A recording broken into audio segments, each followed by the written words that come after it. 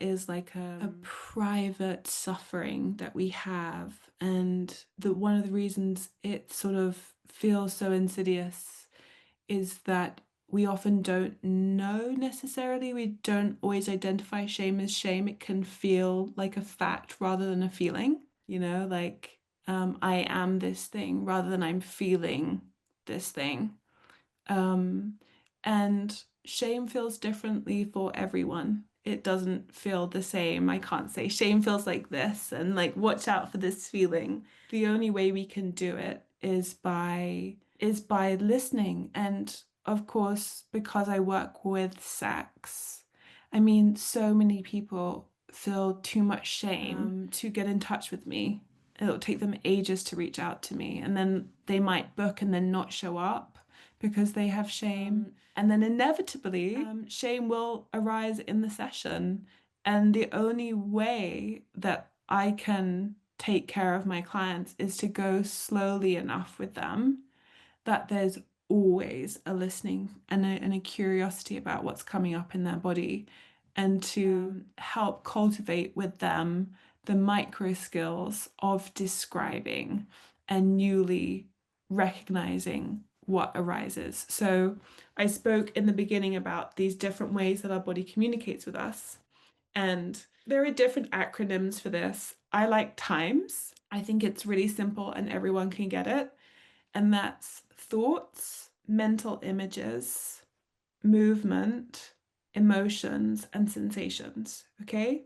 Those are like the 5 channels through which your body communicates with you. And in this definition, the idea would be that, well, when shame comes up, there are certain thoughts that arise with that experience. There are certain mental images that come up for you, certain movements. For a lot of people, shame is like a contraction or wanting to hide or wanting to move away. There are certain emotions, right? Like shame is described as a moral emotion, which speaks to its purpose. It's really meant to support social cohesion. But there may be other emotions that come up alongside shame.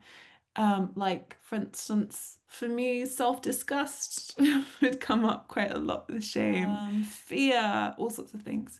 And then the sensations. And that's kind of like, in a way, maybe like the most important one for me. I always put a real focus on sensations because we know from Eugene Gendlin's work that unless we're feeling things in the present moment, we're not going to change them. So yeah, like and this is something you can all do next time it comes up for you. You can just feel into what am I feeling right now? So I have this thought, I'm having this emotion, but what's happening in my body and how would I describe that? And the more you listen, the more you do that, the more depth you'll be able to reach. And it's amazing how when we feel things as sensations and disidentify from the conclusions we've created around those sensations, that we're able to access a new opening and therefore a new way to respond. So more agency. Thank you. I feel that maybe openness and vulnerability are so important when when you feel that you're in a safe space and you can open and feel vulnerable, like the shame dissipates, I feel. Definitely. Yeah. Brené Brown speaks a lot about vulnerability, of course, but she speaks directly to the fact that the courage of vulnerability counters shame. But you're right that shame is for those with whom we've created enough trust and enough safety to open. We shouldn't just be vulnerable with everyone. That doesn't work. It's the same with, like, for instance, I'm someone who gets asked to speak on these topics, and I won't share about things that I haven't processed enough myself yet, because there is no holding when you're in this role speaking. Thank you. I know you speak a lot about reconnecting with the body, coming home to the body, which is our home, our vector in this earth.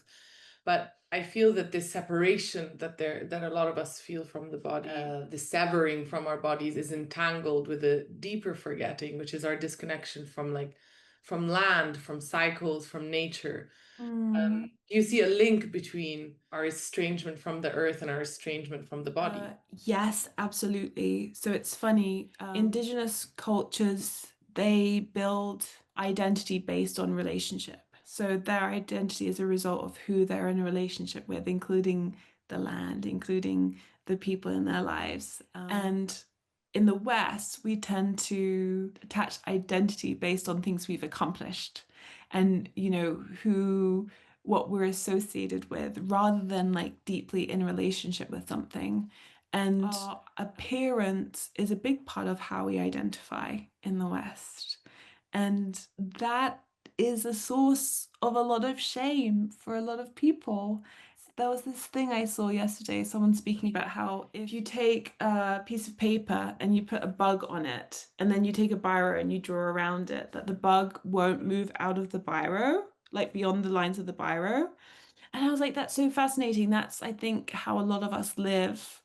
We feel that we are someone with these attributes, and therefore only these things are possible for us.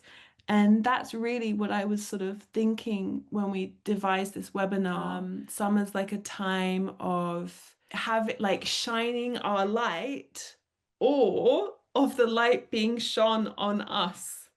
And those are two very different ways to look at summer. And last summer, I was so depressed, and it was even worse because it was summertime. And I was like, oh, there is such expectation. And the way that I was identifying myself, not based on my relationships, but based on my lack of productivity or the way that I was looking, whatever, was limiting my ability like to go out and shine. And so it just felt like exposing rather than like a big invitation. I also think that our relationships with the land, our relationships with our rituals, our relationships with each other, they have such a depth of meaning to them. And one of the, like everyone always asks me, like, what's the best way to emotionally regulate? And I'm just like, well, just to be with someone. And that doesn't have to be a human being. That can be a piece of land, that can be a tree. Find out more on advaya.life.